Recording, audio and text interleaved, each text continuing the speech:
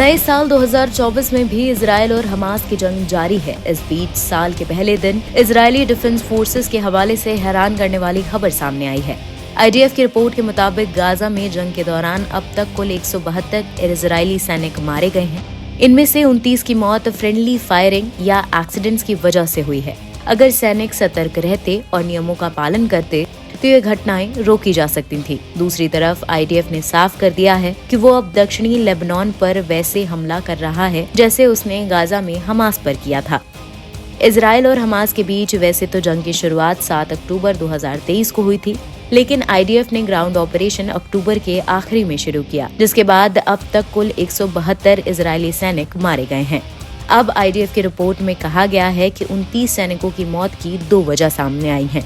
पहली, friendly firing. इसके मायने ये होते हैं कि अगर कोई सैनिक अपने ही साथी सैनिक को गलती से या दूरी होने पर ना पहचानने से गोली मार दे। दूसरी है एक्सीडेंट की वजह। IDF की रिपोर्ट में ये नहीं बताया गया कि फ्रेंडली फायरिंग या फिर एक्सीडेंट्स में कितने सैनिक घायल हुए। 18 सैनिक तो फ्रेंडली फायरिंग में मारे गए, जिसमें अधिकतर की पहचान न होने की वजह से हुई, जिसकी वजह दूरी या फिर पहचानने में गलती थी। कुछ सैनिक एयर स्ट्राइक में भी मारे गए। 9 सैनिकों की मौत एक्सीडेंट से हुई। कुछ ने अपने ही बख्तरबंद वाहनों ने गलती से रौंद दिया तो कुछ ने बिल्डिंग डिपोलेशन के दौरान विस्फोटक की चपेट में आ गए। IDF ने कहा कि गाजा में कई सैनिक एक साथ ऑपरेट कर रहे हैं। इनमें से कुछ ऐसे भी हैं जिन्होंने वॉर जोन प्रोटोकॉल पूरी तरह से फॉलो नहीं किया, जिसकी वजह से सेना को भी नुकसान उठाना पड़ा। इजरायली विपक्षी नेता और पूर्व डिफेंस मिनिस्टर एविगडोर लिबरमैन ने सरकार से कहा कि अब दक्षिणी लेबनान पर भी कब्जा करने की जरूरत है। उन्होंने कहा कि लेबनान की वजह से हमें काफी नुकसान उठाना पड़ रहा है,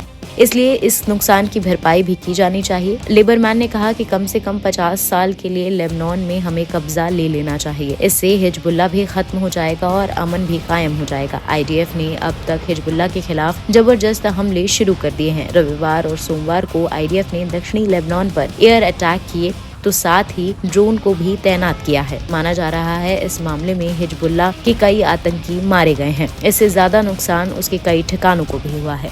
NBT ऑनलाइन की रिपोर्ट।